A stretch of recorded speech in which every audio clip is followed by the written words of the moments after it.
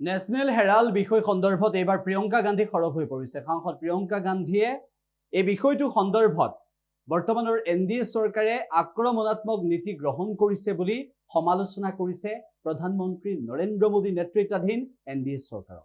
मुझे तो लगता है कि प्रधानमंत्री जी के जो सलाहकार हैं तो गलत सलाह दे रहे हैं आजकल, क्योंकि पूरी जनता समझ रही है कि ये सब क्या है। जनता समझ रही है कि एजेंसीज का किस तरह मिसयूज हो रहा है, पूरी तरह से राजनीतिक है। मैं सोच रही थी कि आमतौर से चुनाव के एकदम पहले ये सब कार्रवाई शुरू होती है, तो अब आजकल क्या रीज़न है पता नहीं, शायद हमको गलत सलाह मिल रही है, क्योंकि जनता सच्चाई देख रही है। हम कहा जा रहा है कि बार बार आप बुला रहे हो, फिजूल की बातों पे बुला रहे हो। ये कोई सवाल है मेरे पति से आप पूछ रहे कि आपने 17 साल पहले अपनी माँ को 4 लाख रुपए क्यों दिए? जी, ये कोई सवाल है? मतलब इस तरह के फिजूल के सवाल हैं। नेशनल हेराल्ड पे भी ये सब पब्लिक के सामने है। टाइमिंग आपको लग रहा है जो ये कहते हैं कि आपकी ये आपने इतनी हजारों करोड़ की प्रॉपर्टी आपने हड़पी है, तो मतलब क्या है? प्रॉपर्टी आपकी होनी चाहिए अगर आपने हड़पी है।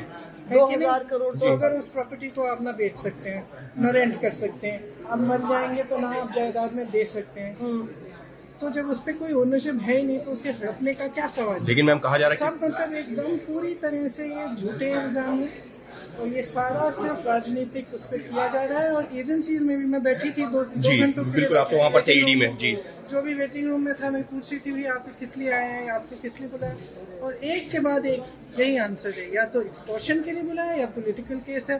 और जैसे ही आप बीजेपी में शामिल हो जाते हैं वो सारे केस। मैम आपका कहना है कि एजेंसी का मिसयूज हो रहा है? मेरे ख्याल से प्रधानमंत्री जी को अपनी स्ट्रेटेजी रिवाइज करनी चाहिए, अब चल नहीं रही है।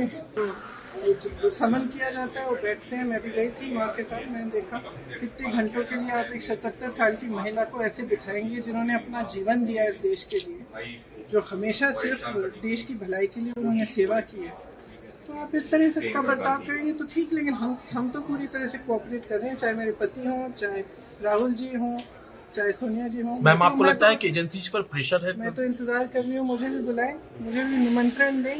क्या वजह आपको नहीं बुलाया जा रहा है? जाने उनसे पूछे। मुझे तो लगता है कि प्रधानमंत्री जी के जो सलाहकार हैं तो गलत सलाह दे रहे हैं आजकल, क्योंकि पूरी जनता समझ रही है कि ये सब क्या है। जनता समझ रही है कि एजेंसीज का किस तरह मिसयूज हो रहा है, पूरी तरह से राजनीतिक है। मैं सोच रही थी कि आमतौर से चुनाव के एकदम पहले ये सब कार्रवाई शुरू होती है, तो अब आजकल क्या रीज़न है पता नहीं, शायद हमको गलत सलाह मिल रही है, क्योंकि जनता सच्चाई देख रही है। हम कहा जा रहा है कि बार बार आप बुला रहे हो, फिजूल की बातों पे बुला रहे हो। ये कोई सवाल है मेरे पति से आप पूछ रहे कि आपने 17 साल पहले अपनी माँ को 4 लाख रुपए क्यों दिए? जी, ये कोई सवाल है? मतलब इस तरह के फिजूल के सवाल हैं। नेशनल हेराल्ड पे भी ये सब